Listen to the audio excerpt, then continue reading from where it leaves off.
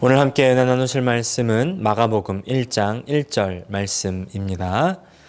하나님의 아들 예수 그리스도의 복음의 시작이라. 아멘. 오늘 마가복음 1장 1절을 중심으로 내 신앙의 안전검사라는 제목으로 함께 은혜를 나누기 원합니다. 지난 6월 24일입니다. 플로리다에서 가슴 아픈 사건이 있었습니다. 마이애미 데이빗 카운티의 고급 이 아파트 챔플레인 타워 사우스가 붕괴되고 말았습니다. 1981년도에 지어져서 이제 40년이 된 이 콘도는요, 고급 콘도였는데 이번에 한꺼번에 무너져 내린 겁니다. 많은 사상자와 또 실종자를 냈는데요, 생존자를 찾기가 어렵다고 합니다. 전문가들은 이른바 이 팬케이크 붕괴였기 때문이라고 분석을 했습니다. 건물의 바닥이 무너지고 그 위에 또 다시 건물 바닥이 무너지는 그런 방식으로 이제 겹쳐서 무너진 것을 팬케이크 붕괴라고 하는데, 그런 방식으로 무너졌기 때문에 생존자도 많이 있기가 어렵고 또 있다 할지라도 구조하기가 아주 어렵다고 합니다. 이제 이 붕괴의 원인을 찾기 위해서 전문가들이 투입되어서 이제 조사하고 있는데, 그 가운데 워싱턴 포스트가 이런 전문가의 의견을 실었습니다. 해수면이 상승하고 이제 지하수가 범람해서 빌딩의 지하 주차장이 바닷물로 침식되어서 이 소금물이 콘크리트에 스며들어서 철근을 부식시키고 또 철근을 팽창시킬 수가 있는데, 이 팽창은 콘크리트를 균열시켜 가지고 이 콘크리트 덩어리가 떨어져 나가게 되고, 그래서 집안 지지 능력을 약화시키게 되고, 또 그로 말미암아 철근이 더 부식되고, 그래서 더 건물의 지반이 약해지게 되다가 그러는 동안에 어느 순간 한계점을 넘어버리면 붕괴가 된 것이다. 그렇게 분석을 하는 겁니다. 이런 분석을 읽고 나니까 한 가지 걱정이 덜컥 생겼는데, 당장 바닷가에 콘도나 아파트가 많은 곳이 어딥니까? 바로 우리 하와이 아니겠습니까? 아니나 다를까 이 미주 한국일보에도 그와 관련한 기사가 나왔습니다. 하와이에도 이제 바닷가에 고층 건물들이 많이 있는데 그 안전 여부가 주목을 받고 있다는 겁니다. 그런데 이 기사를 읽다가 깜짝 놀랄 만한 사실을 한 가지 알게 되었습니다. 그것은 바로 하와이주는 노후 건물에 대한 안전검사 실시 조항을 구비하지 않고 있다는 것입니다. 무슨 말이냐면 건물이 오래되어도 안전검사를 하지 않아도 된다는 겁니다. 그리고 지난 2017년에 되어서야 호놀룰루 시정부가 이제 오하우 빌딩들이 5년마다 안전검사를 실시하도록 하는 법안 제정을 추진하기 시작했다는 겁니다. 만든 게 아니라요, 추진하기 시작했다는 것입니다. 언제 제정될지는 아무도 모르는 것이죠. 이 법안이 아직 답보 상태라고 하는데, 이 시정부의 기획 허가국 그리고 콘도 소유주들의 반대로 아직 법안이 통과되지 못하고 있다는 것입니다. 그러면 빌딩들이 안전검사를 할 수 없느냐 하면 그건 아닙니다. 이제 민원이 있으면 건물 안전검사를 할 수 있다고 하는 겁니다. 그러니까 이 건물이 뭔가 이상합니다, 금이 가고 흔들리고 이렇게 합니다, 이러면 신고하면 이제 안전검사를 실시할 수 있다는 것입니다. 그리고 안전검사를 실시해서 부적격 판정을 받으면 그때 이제 피난 명령도 내리게 되고 수리를 하거나 철거를 할 수 있게 한다는 것이죠. 고층 건물에 사시는 분들 계시면요, 아마 건물을 잘 살피셔야 될 것 같아요. 신경을 또 많이 쓰셔야 될 것 같은데, 저는 이번 사고의 소식 또 하와이의 건물의 이 안전검사 실시 조항에 대한 기사를 읽으면서 우리 신앙과 연관시켜서 생각해 보았습니다. 우리 교회에도 믿은 지 오래되신 분들 많이 계시죠. 우리 보통 오래된 믿음 칭찬하고 또 존경하기도 합니다. 그러나 오래되었다고 해서 그냥 좋기만 할까요? 저 고층 건물들처럼 안전검사를 해야 할 필요는 없겠습니까? 우리 신앙이 바로 서 있는지, 아니면 겉으로 멀쩡해 보인다 할지라도 혹시 안에 철근이 부식되고 콘크리트가 떨어져 나가고 있는 것은 아닌지 점검해야 되지 않겠습니까? 그렇다고 한다면 우리 신앙의 안전검사는 무엇으로 할 수 있겠습니까? 매주 주일 예배 잘 참석하면 안전한 걸까요? 헌금을 잘 내면 괜찮은 걸까요? 저는 그런 의미에서 이번 주부터 새롭게 이 마가복음을 함께 나누려고 합니다. 마가복음을 함께 나누면서 우리 신앙이 지금 정말 괜찮은 것인지 안전한 것인지를 점검해 나가기를 원합니다. 우리 신앙에서 가장 중요한 것 뭐라고 생각하십니까? 아까도 잠깐 언급했지만 우리가 신앙에서 주로 하는 착각은요, 내가 신앙생활을 어떻게 하는지를 확인하면 나는 신앙이 좋은 것을 확인할 수 있다는 그런 생각입니다. 내가 하는 신앙생활, 내가 하는 어떤 것, 무슨 말일까요? 나 중심이란 얘기죠. 내가 주일 성수를 하고, 내가 헌금을 하고, 내가 봉사를 하고, 내가 큐티를 하고, 내가 기도를 하고, 내가 뭔가를 하면 괜찮아 라고 하는 생각들이 있습니다. 그러나 그런 생각들은 출발점부터가 오류입니다. 왜냐하면 신앙생활은 내가 하는 것이 아니기 때문입니다. 우리 신앙생활은 하나님께서 시작하셨고 하나님께서 이끌고 가시고 그리고 하나님께서 완결시켜 주시는 것입니다. 믿으십니까? 그래서 창세기 1장 1절은 항상 우리에게 은혜가 됩니다. 태초에 하나님께서 천지를 창조하시니라. 할렐루야. 태초에라고 했지만 베레시트, beginning, 처음에, 시작은 이런 뜻입니다. 가장 첫 시작은 하나님이라는 것입니다. 온 세상과 우리의 시작을 하나님께서 시작하셨습니다. 그리고 시작하신 그 하나님께서는 온 만물을 그냥 놔두지 아니하시고 하나님의 뜻대로 관리하십니다. 그 안에서 살도록 하십니다. 특별히 하나님의 형상과 모양대로 지은 사람에게 이제 동물들의 이름도 짓게 하시고 모든 만물들을 관리할 책임을 주신 것이죠. 무엇을 관리한다는 것은 참 감사한 일입니다. 관리를 받는 대상은 종종 부자유하죠. 그러나 관리하는 사람은 자유가 있습니다. 사람은 하나님의 그 권위 아래서 하나님의 뜻과 생각을 가지고 그 기준을 삼아서 자유롭게 살면서 자유롭게 만물을 관리, 다스리고 통치해야만 됐죠. 그런데 그 위에 있다 보면 그 생각이 바뀌는 걸까요? 그 호의가 계속되면 권리인 줄 안다는 그런 말도 있는 것처럼 아마 사람은요, 그 만물을 위에서 관리하다가 교만한 마음이 점점 싹 텄던 것은 아닐까 생각을 해보았습니다. 다른 사람들보다 위에 있는 사람, 관리직에 있는 사람들은요 항상 조심해야 됩니다. 어느샌가 나는 다른 사람보다 위에 있는 사람, 그래서 내가 기준이고 내가 맞고 너는 틀리다라는 이 선악과가 싹 트게 될 수가 있기 때문입니다. 사탄은요 이제 그런 마음을 살짝 건드린 것이죠. 하나님과 같이 되라는 것입니다. 선과 악을 알게 하는 이 지식을 탐하게 합니다. 네, 그렇게 하나님의 뜻과 생각을 벗어나게 된 사람들, 죄죠. 하나님을 벗어나면 더 자유로울 줄 알고 더 편할 줄 알지만 지난주에도 말씀드린 것처럼 하나님을 벗어나면 저주가 기다립니다. 죽음입니다. 그러나 하나님께서는 우리가 그런 저주의 멸망, 죽음으로 떨어지기를 원치 않으신 것입니다. 너 멸망하지 말고 나를 떠나 죽지 말고 다시 돌아오라는 것입니다. 다시 돌아와서 살라는 것입니다. 그것이 바로 복음입니다. 그래서 새로운 시작을 주시려는 것이죠. 그래서 바로 오늘의 본문 마가복음 1장 1절입니다.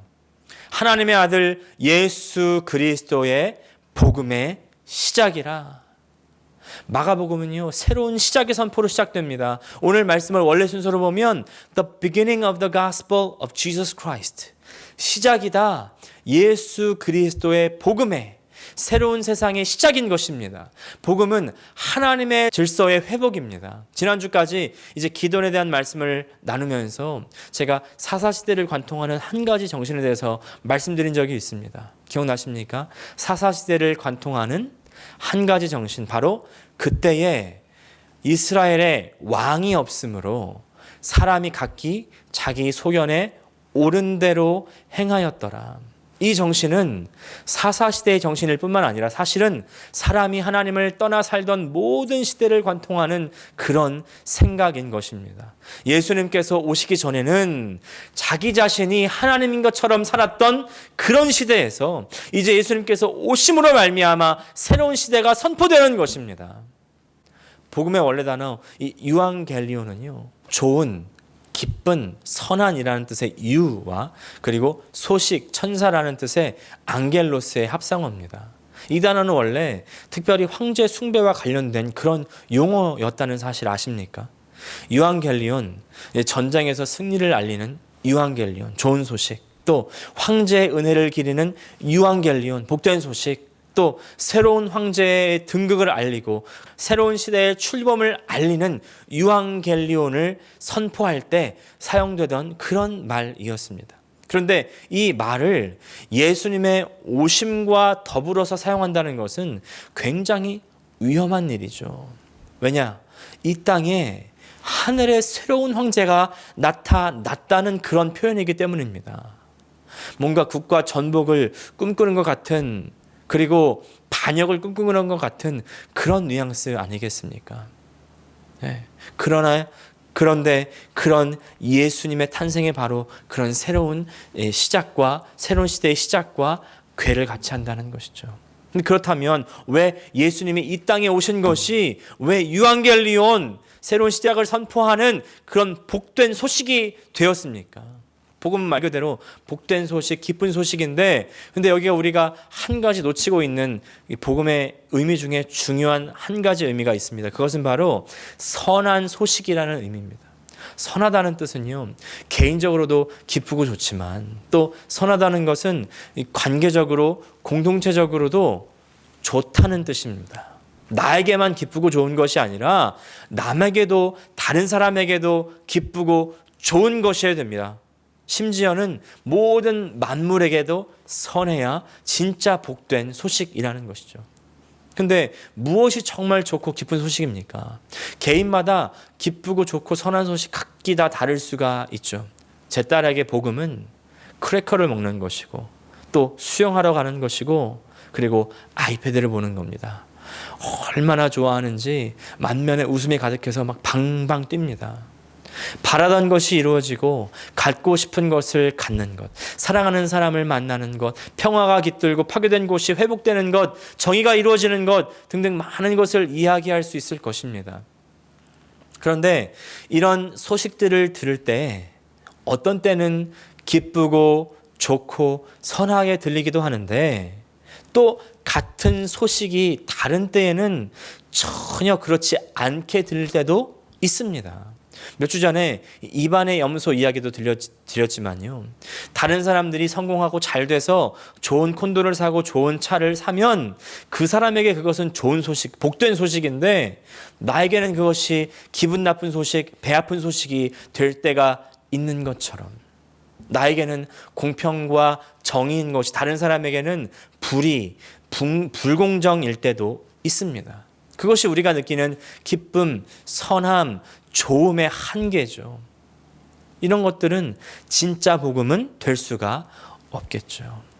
진짜 복음은요, 일시적인 것이 아니라 상황적인 것이 아니라 지속적이고 영구적인 것이어야 됩니다. 결국 이 땅의 것들은 복음, 그야말로 기쁘고 좋고 선한 소식이 될 수가 없다는 반증 아니겠습니까? 왜 이 땅의 것들은 복음이 될 수 없을까요? 네 가지 정도로 우리가 요약할 수 있는데, 첫 번째는 자아입니다. 이 땅에 있는 것들, 영원한 것이 없지만 그러나 이 땅에도 선하고 좋은 것들이 많이 있는데 그것이 우리들에게 복음이 될 수 없는 이유, 아까 말씀드린 것처럼 그것을 받아들이는 우리가 달라지기 때문입니다. 똑같은 음식을 먹어도 어떤 때는 맛있고 기분이 좋은데 또 어떤 때는 맛이 없고 기분이 안 좋습니다. 때에 따라서, 내 기분에 따라서, 내 감정, 내 상태에 따라서 달라지기 때문입니다. 아니 목사님, 내가 기준인 게 당연한 건 아니겠습니까? 내 기준으로 판단하는 게 뭐가 나쁩니까? 이렇게 물어보실지 모르겠습니다. 하지만 자아라고 이름하는 내 중심, 자기 사랑, 자기 기준은 그 밑바닥에는요 욕심이 자리 잡고 있는 것입니다. 그리고 내 욕심은 다른 사람을 배려할 수 없습니다. 어떤 곳에서는 그 욕심이 착취로 나타나고 또 어떤 곳에서는 학대, 억압, 굴림의 모습으로 나타납니다. 뭐의 모습이에요? 죄의 모습이죠. 하나님을 떠난 것이 죄라고 말씀드렸는데 이 눈에 보이지는 않지만 그러나 하나님을 떠나서 내 욕심으로 가득한 자아가 죄의 근원, 뿌리라면 이제 그 죄의 뿌리에서 구체적인 죄의 열매들로 나타나기 시작하는 것이죠. 말과 행동으로 다른 사람들과의 관계를 단절시키고 혼란과 파멸을 가져오게 됩니다. 죽음이죠. 하나님을 떠난 자아는 결국 죽음으로 완결되는 겁니다. 육신의 죽음이 끝이 아닙니다. 영원한 죽음, 궁극적인 죽음이 있습니다. 왜냐하면 영원한 참 생명인 하나님으로부터 단절되었기 때문입니다. 그리고 우리를 이렇게 하나님으로부터 단절시키는 존재가 있는데 바로 사탄이죠. 사탄이 배후에서 이 자아와 죄와 죽음이라는 그런 도구들을 가지고 우리를 사로잡습니다. 죄의 종노릇을 하게 하는 것입니다. 복음은요, 바로 이런 것들로부터 해방되고 자유함을 얻는 것입니다. 나의 자아로부터의 해방, 죄로부터의 해방, 그리고 죽음으로부터의 해방, 그리고 사탄으로부터의 해방, 자유입니다. 성경은 우리에게 이 자유를 선포하는 것입니다. 요한복음 8장 32절 말씀, 진리를 알지니 진리가 너희를 자유롭게 하리라. 할렐루야. 진리는 하나님 말씀이죠. 하나님 자신이십니다. 하나님께서는 우리를 진리로 자유하게 하셨습니다. 그것이 구원입니다. 이것이 우리에게 복된 소식입니다. 하나님 자신이 우리에게 복된 소식, 구원의 시작이십니다. 우리는 그 사실을 하나님의 이름으로부터 알 수 있습니다. 아직 이스라엘이 출애굽하기 전입니다. 모세가 광야에서 지낼 때 하나님께서는 모세에게 나타나셨습니다. 떨기나무에 불이 붙었는데 나무가 타지 않고 있는 겁니다. 그 안에서 하나님 음성이 들립니다. 모세야 가까이 오너라. 모세가 가까이 갑니다. 신을 벗고 하나님 앞에 엎드렸습니다. 하나님께서 모세에게 말씀하십니다. 이제 이스라엘을 이집트로부터 구원해내라. 이끌고 나오라는 것입니다. 그때 모세가 하나님 앞에 이렇게 질문하죠. 이스라엘 백성에게 누가 나를 보냈다고 말을 하겠습니까? 그때 하나님께서 자신의 이름을 일러주십니다. 출애굽기 13장 14절 15절 말씀, 하나님이 모세에게 이르시되 나는 스스로 있는 자이니라. 또 이르시되 너는 이스라엘 자손에게 이같이 이르기를 스스로 있는 자가 나를 너희에게 보내셨다 하라. 하나님이 또 모세에게 이르시되 너는 이스라엘 자손에게 이같이 이르기를 너희 조상의 하나님 여호와 곧 아브라함의 하나님, 이삭의 하나님, 야곱의 하나님께서 나를 너희에게 보내셨다 하라. 이는 나의 영원한 이름이요 대대로 기억할 나의 칭혼이라. 하나님의 이름은 스스로 있는 자, I am who I am. 쉽게 말해서 나는 나다라는 겁니다. 다른 도움이 필요 없습니다. 처음부터 홀로 계셨고 그리고 모든 것에 근원 되셨고 모든 것을 시작하신 분, 모든 것이 되시는 분이십니다. 그래서 아브라함과 함께 계시면서 아브라함에게 복을 주시고 이삭과 함께 하시면서 이삭을 지켜주시고 번성하게 하시며 야곱과 함께 하시면서 야곱을 변화시켜 주셨습니다. 이끌어 주셨습니다. I am who I am. 나는 나인데 I am who I am protection. 나는 보호다. I am provision. 나는 공급이다. I am blessing. 나는 복이다. I am life. 나는 생명이다. 할렐루야. I am everything. 나는 모든 것이다. 라는 것입니다. 내가 너의 모든 것이 되어줄 테니 너와 나는 함께 살아야 돼. 그것이 바로 여호와 하나님께서 아브라함과 함께 계시고 이삭과 함께 계시고 야곱과 함께 계시면서 우리에게 가르쳐 주셨던 진리입니다. 아브라함의 하나님, 이삭의 하나님, 야곱의 하나님은 지금 우리와 함께 하시는 나의 하나님, 김현수의 하나님이고 바로 여러분의 하나님이신 줄 믿습니다. 내가 너와 함께하면 너는 자유하다는 겁니다. 내가 너와 함께하면 너에게 구원이 있다는 것입니다. 그리고 이제 그 구원을 완성시키기 위해서 하나님께서 독생자 아들을 보내시면서 이름을 우리에게 알려주시죠. 바로 예수입니다. 예수, Jesus. 사실 예수라는 이름은 흔한 이름이었습니다. 히브리어로는 여호수아, 이제 그 여호수아가 헬라어로 오면서 예수가 된 겁니다. 뜻은 Jehovah is Savior, 여호와는 구원자라는 말이죠. 예수는 처음부터 구원자로 이 땅에 오셨습니다. 하나님이신데 우리를 구원하기 위해서 오신 것입니다. 우리를 우리의 자아와 죄와 죽음과 이 사탄의 종노릇으로부터 자유하게 하기 위해서 우리에게 오셨습니다. 그래서 바로 예수님께서 우리의 복음이 되시는 것입니다. 신약성경 27권 중에서 21권이 서신서, 그러니까 편지입니다. 교회나 개인에게 쓰여진 편지인데 대부분의 서신서가 교회나 개인의 문제 상황에 대한 답변과 권면을 주기 위해서 쓰였습니다. 근데 그렇지 않은 서신서가 하나 있는데 바로 로마서입니다. 로마서는 로마에 있는 성도들에게 복음을 설명하기 위해서 쓰인 서신서입니다. 학자들에 따르면 이 마가복음 또한 로마에 있는 성도들에게 쓰여진 복음서라고 알려져 있는데, 이 로마서 서두에 사도 바울은요 복음을 명확하게 정의하고 있습니다. 로마서 1장 2절, 3절, 4절입니다. 이 복음은 하나님이 선지자들을 통하여 그의 아들에 관하여 성경에 미리 약속하신 것이라, 그의 아들에 관하여 말하면 육신으로는 다윗의 혈통에서 나셨고 성결의 영으로는 죽은 자들 가운데서 부활하사 능력으로 하나님의 아들로 선포되셨으니 곧 우리 주 예수 그리스도 신이라.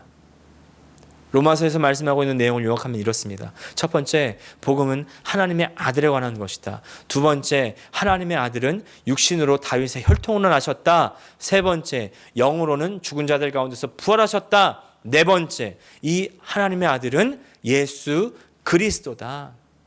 자, 하나님의 아들이 예수 그리스도다 이렇게 하니까 혹시 이런 생각하시는 분 없으십니까? 어떤 아이가 부모님에게 엄마, 하나님 패밀리 네임 알아요? 하니까 엄마가 아니, 하나님은 패밀리 네임이 없어. 하니까 아이가 아니에요 엄마, 하나님의 패밀리 네임이 있어요. 내가 알아요. 근데 뭐야? 크라이스트예요. 그리스도예요. 예수님, 하나님의 아들 예수님이 예수 그리스도, 지저스 크라이스트잖아요. 예수님의 패밀리 네임이 크라이스트니까 하나님 아버지의 패밀리 네임도 크라이스트죠, 그리스도죠 했다는 겁니다. 네. 근데 그리스도는 레스 네임이 아니죠. 예수님 당시에는 레스 네임이 잘 쓰이지 않았습니다. 없었습니다. 그냥 누구의 아들 누구 이렇게만 불렸죠. 그렇다면 크라이스트가 뭐냐? 그리스도가 뭐냐? 바로 기름 부은 받은 이라는 뜻입니다. 구약에서 예언했던 이 구원자 메시아라는 뜻입니다. 하나님의 기름 부음 받은 종 메시아 예수입니다. 그 구약에서 예언했던 메시아 예수 그리스도는 하나님의 아들이다. 하나님의 아들은 육신을 입으신 완전한 사람인과 동시에 또 성령으로 완전한 하나님이셨다. 이렇게 성경은 증언하고 있는 것입니다. 예수님께서 신성과 인성을 동시에 갖고 계셨다는 사실, 우리의 구원에 있어서 너무나 중요합니다. 구원은 앞서 말씀드렸던 것처럼 자아, 죄, 이 죽음의 문제를 해결해야만 합니다. 하지만 사람이 스스로를 구원할 수가 없기 때문에 하나님께서 구원의 역사를 시작하시죠. 죄를 속죄하기 위해서 구약의 이 짐승의 제사의 완결로서 이제 예수님께서 신약에 오셔서 십자가의 제물이 되어서 돌아가시는 것입니다. 예수님이 육신이 없다면 죽을 수가 없죠. 그래서 육신을 입고 이 땅에 오신 것입니다. 그런데 만약에 십자가에서 죽고 다시 살아나지 않았다면 다른 인간과 다를 바가 없었을 것입니다. 그래서 부활하셨다는 사실이 굉장히 중요합니다. 하나님이시라는 사실이 인정된 것이기 때문입니다. 예수님께서 하나님이시기 때문에 이 예수님의 십자가의 희생의 효력은 영원합니다. 모든 사람에게 영향력을 미치는 것입니다. 그래서 예수는 우리 전 인류를 구원하시는 여호와 구원자이십니다. 그래서 예수님이 우리의 복음입니다.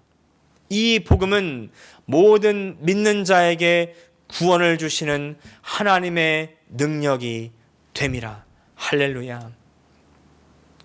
복음에 대한 설교 중에 저에게 가장 기억에 남는 설교가 하나 있습니다. 순회 선교단의 김용희 선교사님의 예수면 다냐라는 설교입니다.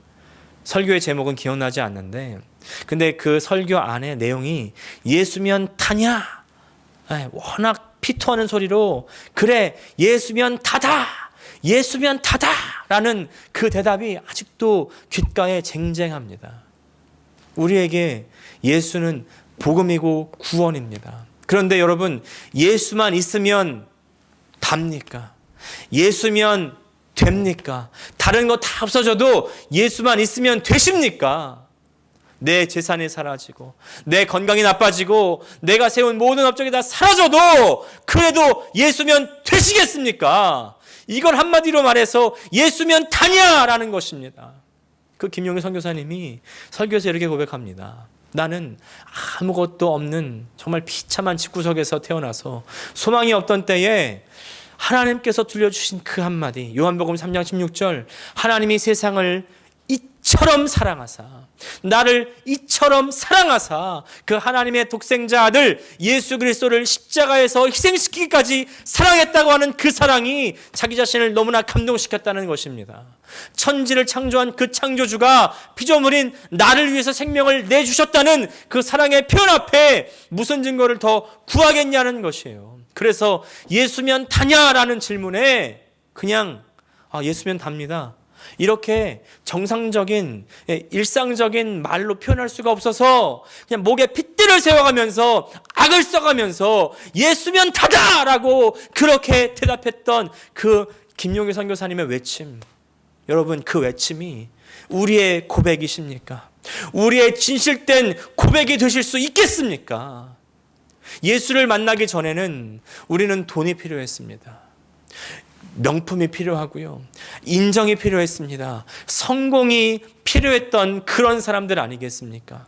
나의 욕심이 채워져야 했던 그런 존재였었는데, 근데 이제 예수님께서 우리에게 오셔서 나의 자아의 문제, 죄의 문제, 죽음의 문제로부터 이제 자유케 해 주시는 것입니다. 이제 나는 하나님 안에서 그 자유와 은혜를 누리는 것입니다. 나의 욕심과 이기심, 내 중심에서 벗어나서 이제 그것에서 떠나 하나님 중심으로, 하나님 나라로, 하나님으로 돌아가는 새로운 시대가 열리게 된 것입니다. 그것이 바로 예수님의 복음입니다. 이 예수님의 복음이 우리 안에 회복되어 예수면 다다, 예수면 다다 고백하고 선포하면서 그 예수님과 함께 신앙의 새로운 시대를 살아가는 저 여러분 되시기를 간절히 축복합니다. 기도하겠습니다. 하나님 우리 아버지, 우리에게 예수 그리스도의 복음의 시작을 허락하심을 감사합니다. 하나님의 아들로서, 그러나 자기 지위를 다 내려오시고 다 내려놓으시고 다 비워 종의 형체 육신을 가져 우리를 향해 기꺼이 그 육신을 버리신 그 사랑 감사합니다.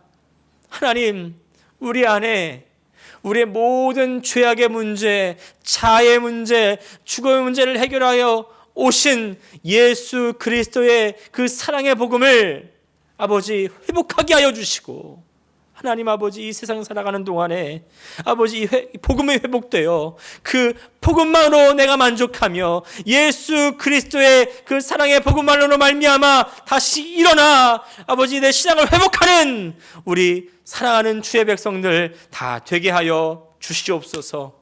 그 복음으로 이기며 그 복음으로 승리하는 우리 모든 사람 되게 하여 주시옵소서. 예수님의 이름으로 기도합니다. 아멘.